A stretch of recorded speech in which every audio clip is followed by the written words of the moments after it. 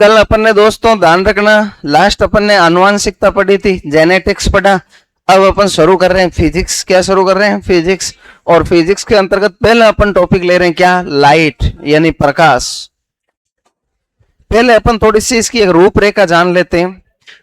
दोस्तों हम सबसे पहला जो टॉपिक है प्रकाश की चर्चा करेंगे, ठीक है। और प्रकाश आपके लिए महत्वपूर्ण क्यों हो जाता है? सीटी में एक ही टॉपिक है प्रकाश, कौन सा है? तो सीधी सीधी बात है, अपने लिए यही सब कुछ है, यही सब कुछ है। यह समझ लो भाई, ध्यान देना सबके सब।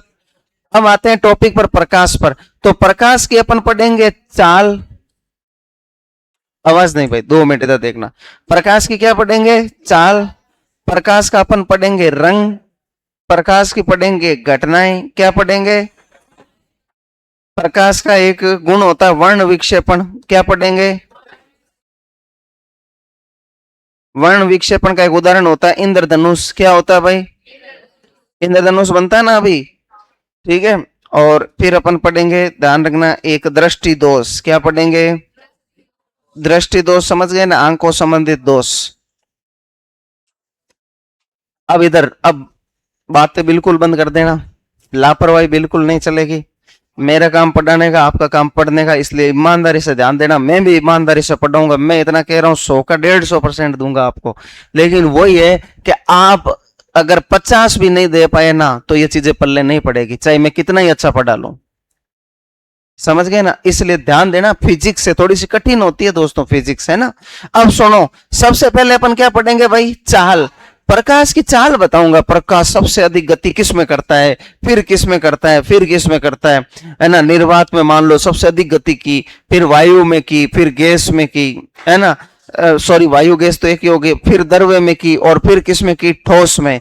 और कौन से ठोस में प्रकाश गति नहीं करता, ये सारी बात करेंगे अपन, ठीक है ना। फिर अपन चर्चा करेंगे प्रकाश के रंग के बारे में। मान लो ये प्रकाश का जो रंग होता है, कलर होता है, वो कैसा होता है दोस्तों? श्वेत प्रकाश होता है। और इस श्वेत प्रकाश में 7 रंग होते हैं। कितने रंग होते हैं भाई? 7 रंग। उन 7 रंगों का क्रम क्या होगा, वो सारी अपन चर्चा करेंगे। और सबसे अधिक तरंग दैर्ध्य किसका होगा? क्वेश्चन पूछता, सबसे अधिक चाल किसकी? मतलब समझ गए ना कहने का मतलब, इस प्रकार।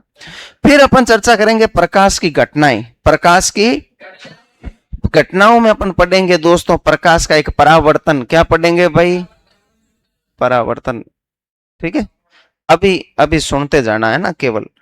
फिर अपन पढ़ेंगे अपवर्तन। क्या पढ़ेंगे? फिर अपन पढ़ेंगे प्रकीर्णन। क्या पढ़ेंगे? फिर अपन पढ़ेंगे पूर्ण आंतरिक परावर्तन। क्या पढ़ेंगे?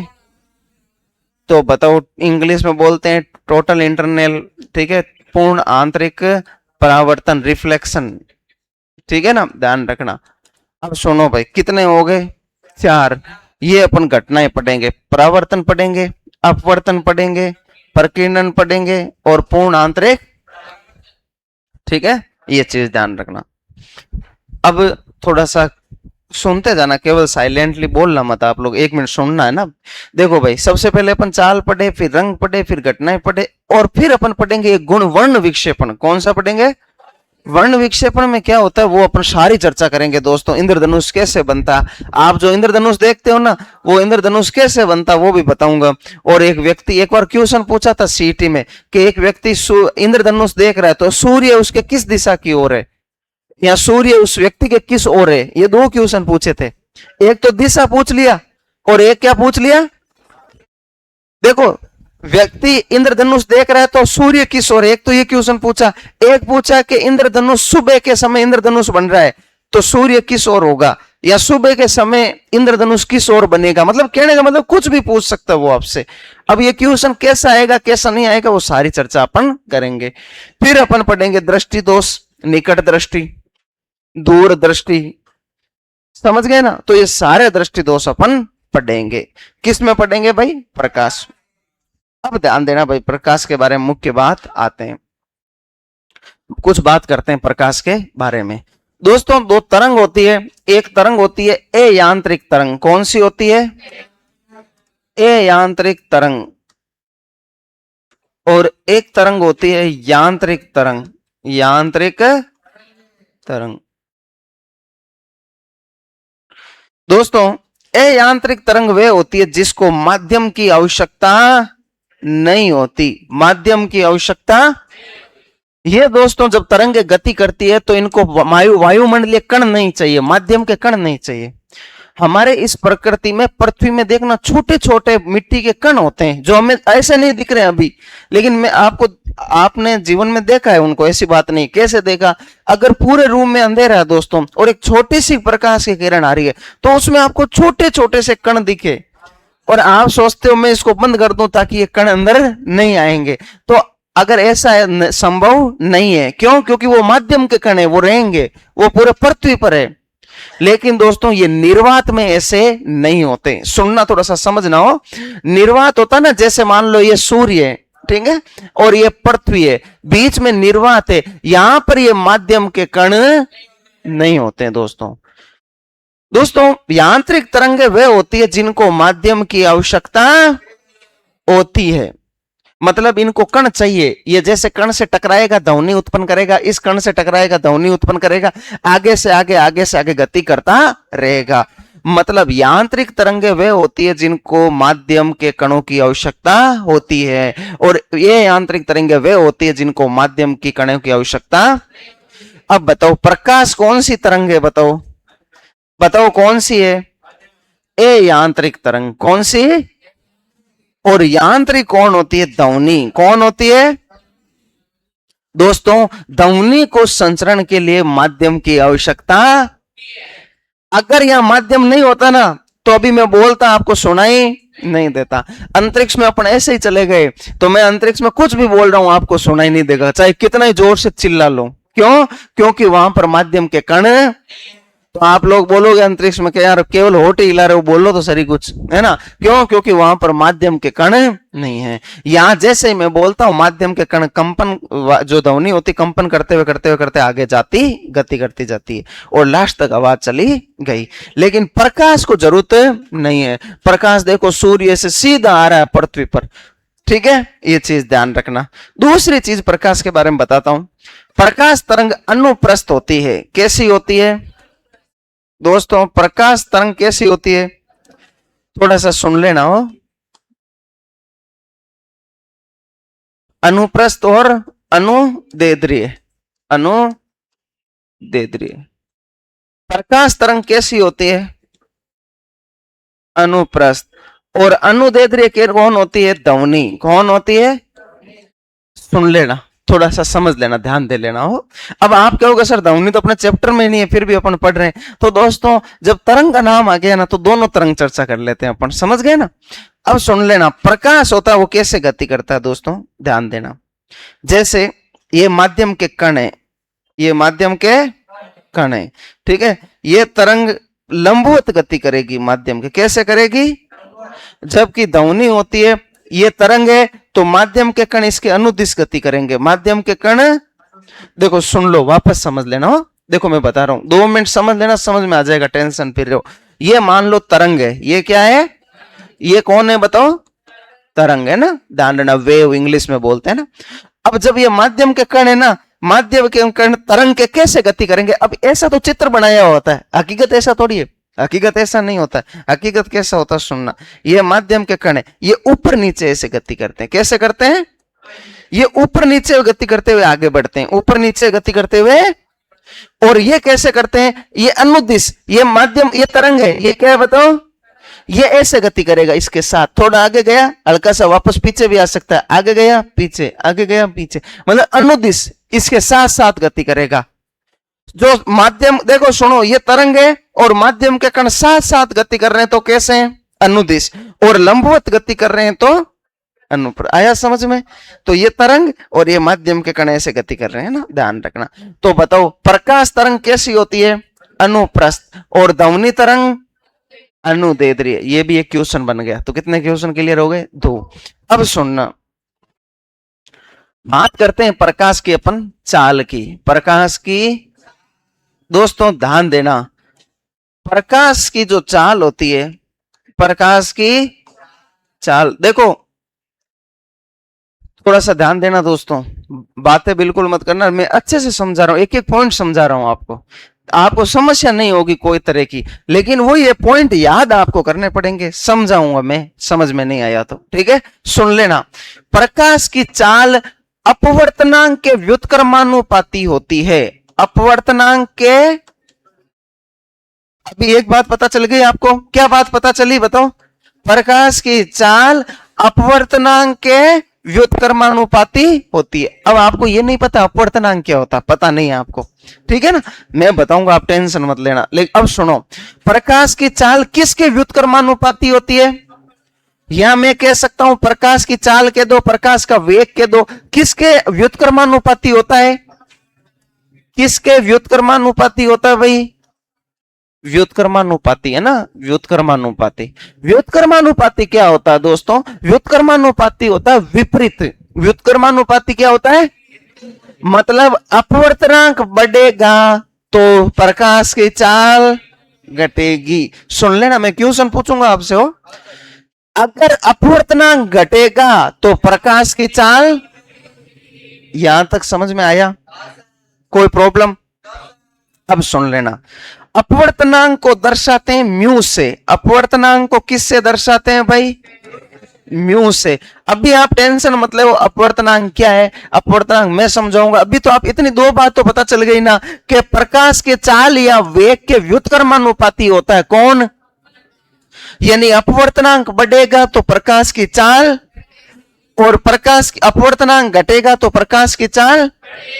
और अपवर्तनांक को किससे दर्शाते हैं? म्यू से। किससे दर्शाते हैं? इसको बोलते हैं म्यू। क्या बोलते हैं? मतलब यू के दोनों ओर पूंछड़ी, म्यू हो गया। क्या हो गया? म्यू, है ना।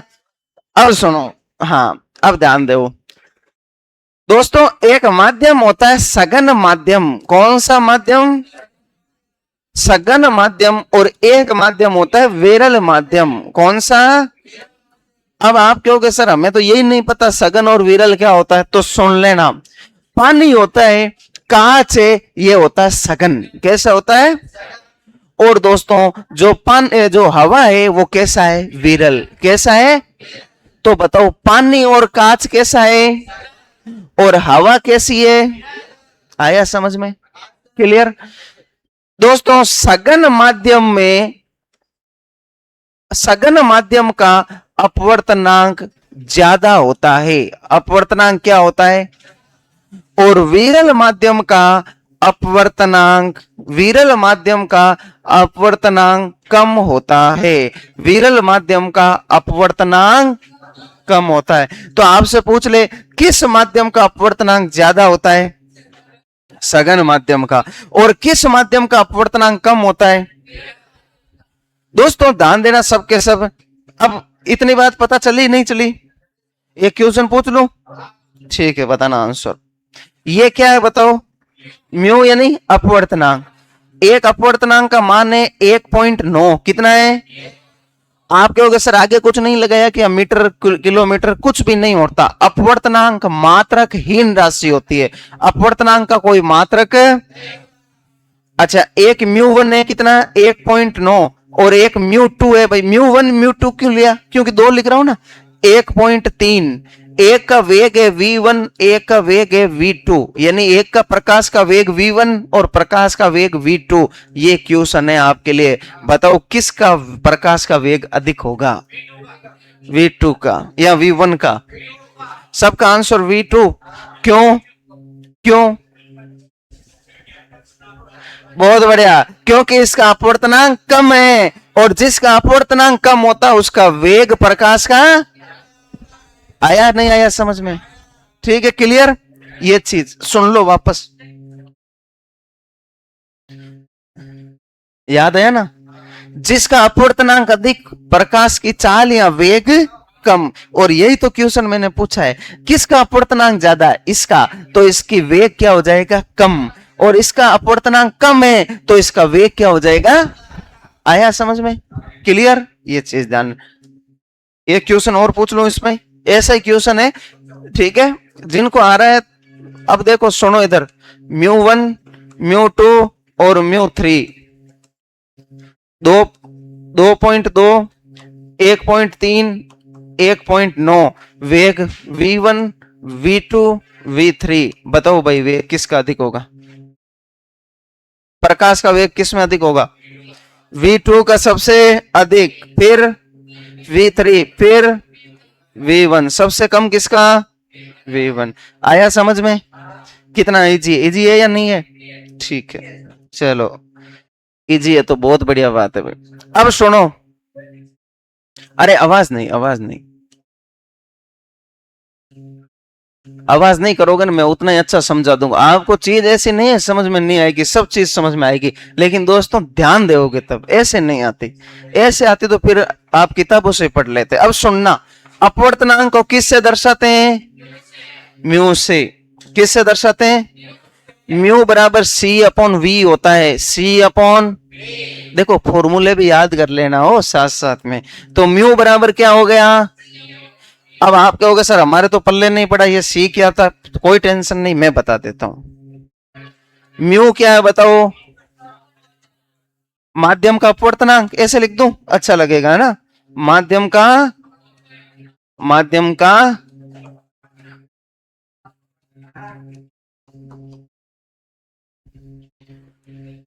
सी है प्रकाश का वेग, प्रकाश का निर्वात में वेग, प्रकाश का,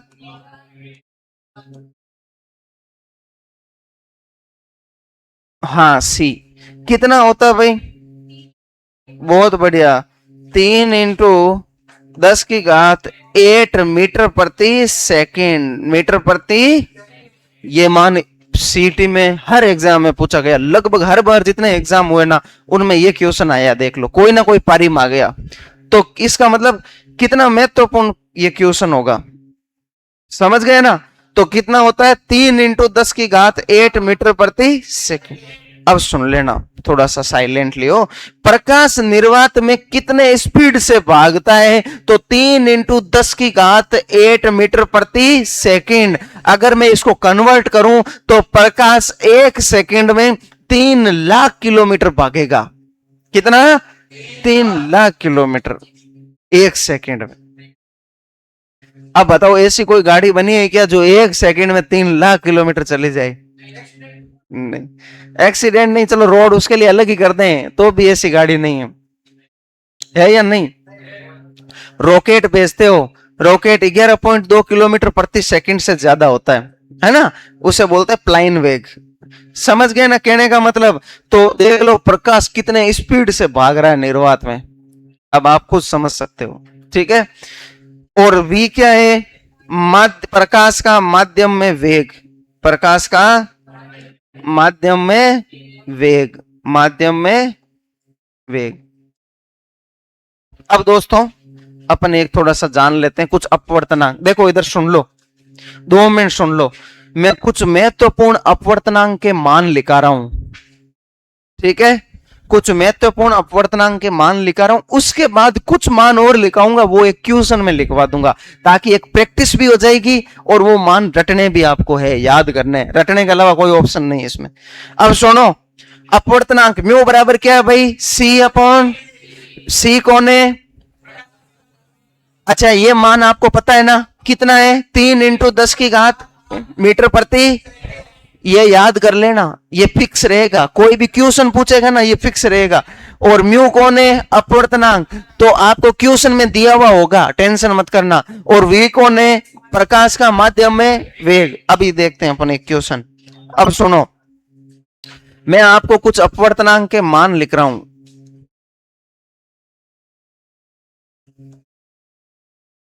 ठीक है? ध्यान रखना, कुछ अपवर्तनांक के मान लिख रहा हूं। ये पदार्थ, अपवर्तनांक का मान, एक कौन हो गया दोस्तों? पदार्थ हो गया, एक हो गया अपवर्तनांक का मान, और एक मैं यहां पे और लिख देता हूं प्रकाश का वेग, प्रकाश का वेग, ठीक है?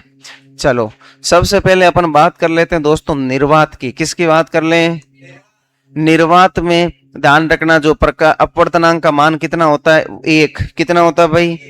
निर्वात के अपवर्तनांक का मान होता है 1। बात कर लेते हैं फिर अपन वायु की, कितनी, किसकी बात कर लें? 1.003, ठीक है? फिर अपन बात कर लेते हैं, ध्यान रखना, पानी की, जल की 1.33, 1.33। फिर अपन बात कर लेते हैं कांच की, किसकी, कांच की 1.52 है ना। फिर अपन बात कर लेते हैं हीरे की, किसकी, हीरे की 2.42, 2.42, 1.52, 1.33, 1.003 और 1। ये महत्वपूर्ण है, एनसीईआरटी में सीधे फिक्स लिख रखे हैं। मैं और भी लिखा दूंगा एनसीईआरटी के अलावा, लेकिन एनसीईआरटी आपको याद करनी ही करनी है। ये मान सीधे याद करने। बताओ पानी का निर्वात का कितना है, वायु का, पानी का, कांच का और हीरे का। अब बात कर लेते हैं अपन प्रकाश के वेग की। प्रकाश का निर्वात में वेग कितना है? अरे सुनो इधर, प्रकाश का निर्वात में कितना वेग है? 3 × 10⁸ मीटर प्रति सेकंड। कुछ नहीं करना, 3 × 10 आ गया 8 मीटर प्रति सेकंड। और माध्यम मैंने अपवर्तनांक आपको दिए ना, अपवर्तनांक के मान, जो भी अपवर्तनांक का मान दिया उसका देखो। सुनो भाई, मैथ आती ना इतनी तो आपको, मैं v इधर लाऊंगा तो u इधर आ जाएगा। मैं म्यू मतलब एक बार समझा रहा हूं आपको ना, मैं v इधर लाऊंगा तो म्यू कहां जाएगा, नीचे। तो देखो भाई 3 × 10⁸ में जो भी मान है उसका भाग दे दो, अपना मान आ जाएगा माध्यम का। आएगा या नहीं आएगा? ठीक है, अब सुन लो, प्रकाश का वेग कितना है? 3 × 10⁸ मीटर प्रति सेकंड। भाग देके देख लो, एक का भाग दो इसमें, यही आएगा। ठीक है, अब ये भी 1.0003 है तो लगभग एक ही है, ज्यादा नहीं है ना। तो 3 × 10⁸ मीटर प्रति सेकंड। अब 1.33 का दो 3 में, अरे 10⁸ है ना, ये तो फिक्स ही रखो आप, इसको चेंज ही नहीं करो। मीटर प्रति सेकंड 3 में भाग दो, 1.33 का 3 में दो, 2.25 × 10⁸ मीटर प्रति सेकंड। उसी प्रकार डेढ़, ये लगभग डेढ़ है ना, इधर देख लो भाई, ये लगभग 1.5 है, डेढ़ है लगभग। तो 3 में डेढ़ का भाग दो, कितना आएगा है? अरे 2 आ जाएंगे, 1 पॉइंट कैसे बोल रहे हो? 2 आ जाएंगे। 2 × 10⁸ मीटर प्रति सेकंड। और जब अपन 2.42 का भाग देंगे तो 1.25 × 10⁸ मीटर प्रति सेकंड। आया यहां तक समझ में? कोई प्रॉब्लम? अरे समझ में आया? देखो कुछ नहीं, सुनो इधर, फॉर्मूला क्या था, म्यू बराबर c/v। अब मैं v को इधर ला दूं तो c/म्यू। देखो ये भी चेंज करने आने चाहिए, तो क्या हो गया c/म्यू। अब बताओ c का मान अपन को पता है 3 × 10⁸ सबसे पहले निर्वात म्यू कितना बताया था, निर्वात का 1, ये ले भाग दे दो। फिर कितना बताया 1.00, वो भी एक ही है। फिर कितना बताया 1.33, फिर कितना बताया 1.52, फिर कितना बताया 2.42। अब बताओ क्या समस्या है, कोई समस्या है क्या? तो सीधा था ना, सीधा भाग दिया। अब देखो आपसे पूछ ले निर्वात का अपवर्तनांक का मान कितना होता है, 1। वायु का, पानी का, कांच का और हीरे का। अब मैंने प्रकाश का वेग भी निकाल दिया इन्हीं माध्यम में भाग देके। प्रकाश का वेग निर्वात में कितना, अरे यही तो लिखाया था आपको। प्रकाश का वेग वायु में कितना, प्रकाश का वेग पानी में कितना, प्रकाश का वेग कांच में कितना, प्रकाश का वेग हीरे में कितना। अब बताओ कितनी बात समझ में आई या नहीं आई? आई। अब मैं एक क्वेश्चन है सीईटी का पिछली बार आया वो बता दूं थोड़ा सा है वो, ताकि ये भी क्लियर हो जाए। और अच्छा क्वेश्चन है वो, ध्यान रखना, ताकि वो आपके लगा अलग क्लियर हो जाएगा आपका मामला। क्वेश्चन अभी लिखना मत, अभी मत लिखना आप लोगों, मैं बोलूं तब लिखना भाई। क्वेश्चन है तारपीन का तेल, तारपीन का तेल, इसका अपवर्तनांक होता है दोस्तों 1.47, 1 फिर है बर्फ, फिर क्या है भाई, इसका अपवर्तनांक होता है 1.31, 1 फिर है एल्कोहल, कौन है भाई, एल्कोहल, एल्कोहल का कितना होता है 1.36, 1.36। फिर दोस्तों है कांच, कांच तो मैंने लिखा ही दिया वैसे 1.52, 1 फिर है carbon disulphide, carbon di CS2, CO2 नहीं CS2 हो, ध्यान रखना, कार्बन डाई सल्फाइड है ना, ध्यान रखना। CS2 लिख देता हूं शॉर्ट में। इसका अपवर्तनांक कितना होता है भाई? 1.63। फिर है केरोसिन, क्या है भाई? केरोसिन कितना होता है भाई? 1.44 में प्रकाश के प्रकाश के वेग का सही क्रम क्या होगा? बताओ भाई, बताओ। पहले क्वेश्चन आराम से पढ़ लो, फिर इसका आंसर आराम से दे देना आप लोग, ठीक है?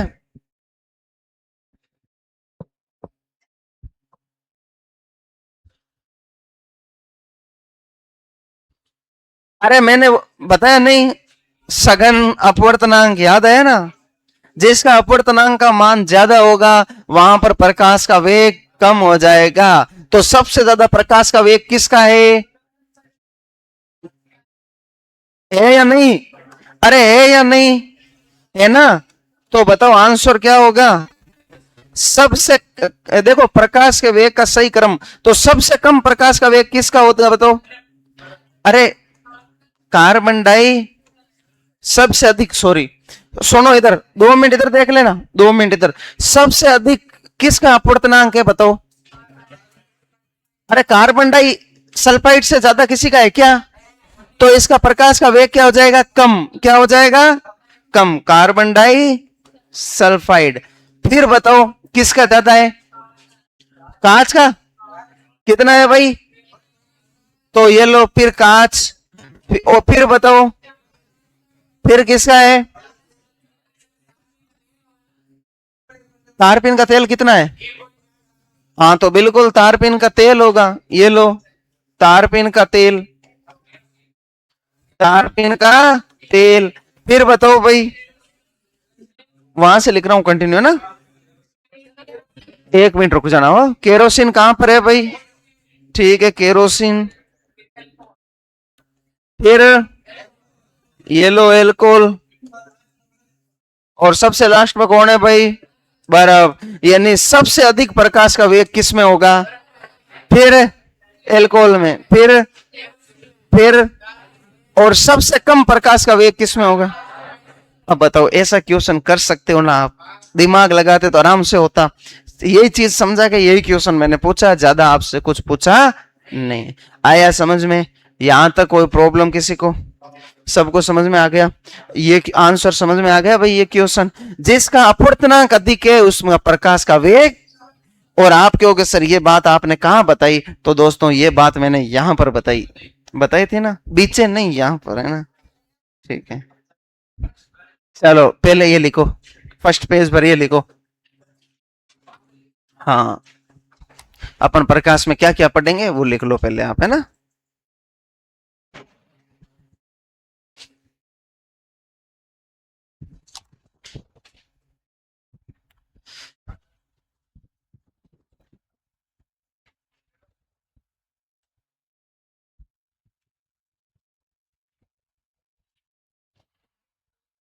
आवाज नहीं पे,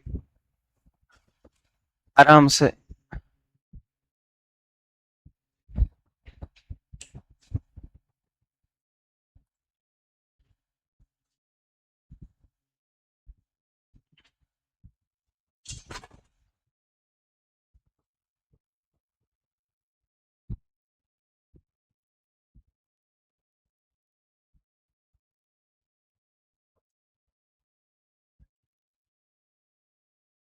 की नहीं,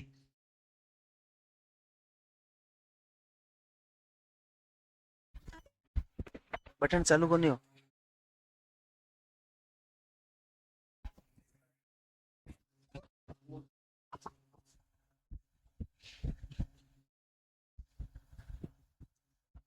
थोड़ा ऑन खींच ले, पॉज कर दे।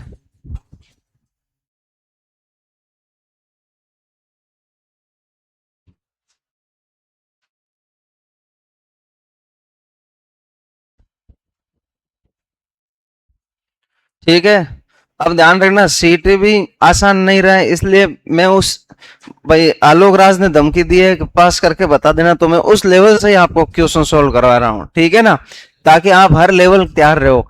अपन सीटी तो क्लियर होना ही चाहिए, नहीं तो घर वालों को मुंह ही क्या दिखाओगे, कोचिंग की सीटी क्लियर ही नहीं हुई है। तो इसलिए अपन एक लेवल आगे ही रहेंगे ताकि अपन हर क्वेश्चन को आसानी से सोल्व कर सके। अब इसके बाद एक क्वेश्चन मैं दूंगा, वो आपको सोल्व करना है, चाहे आप कैलकुलेट मोबाइल यूज ले लेना, आराम से आंसर बता देना मेरे को, ठीक है। मोबाइल वैसे नहीं, गूगल नहीं, कैलकुलेटर, मोबाइल में कैलकुलेटर होता है उसका उपयोग कर लेना। आप सोचो गूगल के सब छूट दे दी।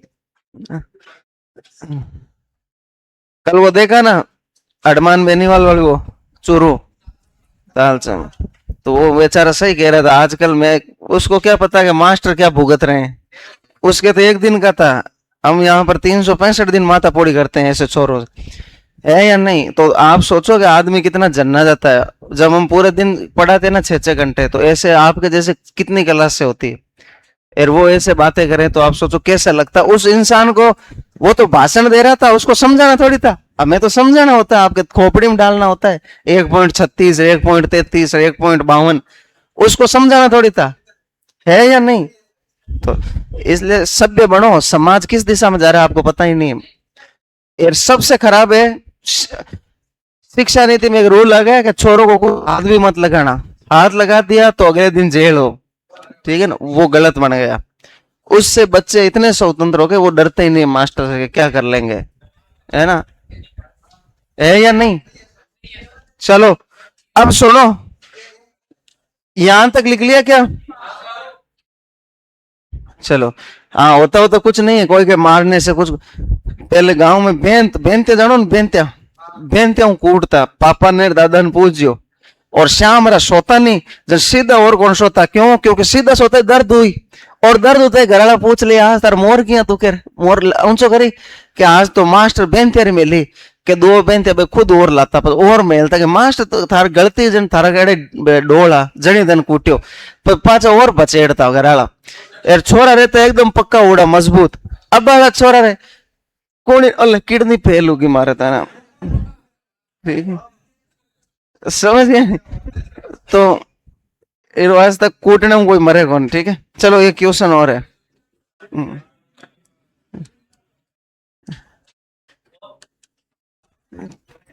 किसी माध्यम का अपवर्तनांक, हाँ पहले खोप, टीचर का इतना खोप होता था पहले, टीचर मान लो इस गली से आ रहे ना, छोरे दूसरी गली पकड़ लेते थे, भाई साहब घूम घुमा के मरने दे, कहीं मिल गए तो 15, ठीक। अब सुनो भाई, किसी माध्यम का अपवर्तनांक 1.36 है, तो उस माध्यम में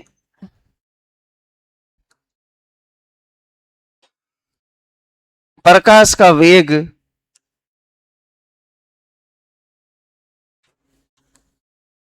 क्या होगा।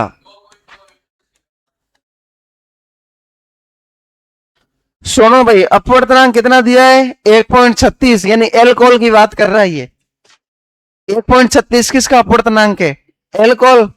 अब ये एल्कोहल में प्रकाश का वेग पूछ रहा है आपसे, पता चला क्या, सुन लो, इधर नहीं चला तो इधर देख लो कैसे करना है, वैसे चल गया होगा आंसर। म्यू बराबर क्या है भाई, सी अपॉन वी, सी का मान कितना है 3 × 10⁸ फिक्स है ये तो। म्यू का मान कितना है 1.36, सी का मान 3 × 10⁸ मीटर प्रति सेकेंड। अब बताओ भाई म्यू कितना है 1.36 अपॉन वी इधर लाओ, 3 × 10⁸ अपॉन 1.36, आंसर आएगा 2.20 × 10⁸ मीटर प्रति सेकेंड, मीटर प्रति सेकेंड। ये लो आंसर आ गया भाई, ठीक है। अरे कठिन थोड़ी था, इजी था ना। अगर आपको ये पता होता म्यू का मान ये, सी का मान ये, तो आराम से रख के इधर उधर गुणक भाग करके बस आंसर। अरे अपवर्तनांक को किससे दर्शाते हैं, म्यू से, ठीक है। एक मिनट रुक जाओ, देखो यहां पर मैंने एक मान लिखा थे आपको, ये देखो इधर माध्यम, निर्वात, वायु वगैरह ये मान लिखा है। इसके बाद एक क्वेश्चन दिया, तो इसमें देखो 1.36 किसका है? एल्कोहल का। बस यही तो क्वेश्चन था और कुछ। चलो भाई, इसी के साथ आज की जो कक्षा यहीं पर समाप्त। क्लास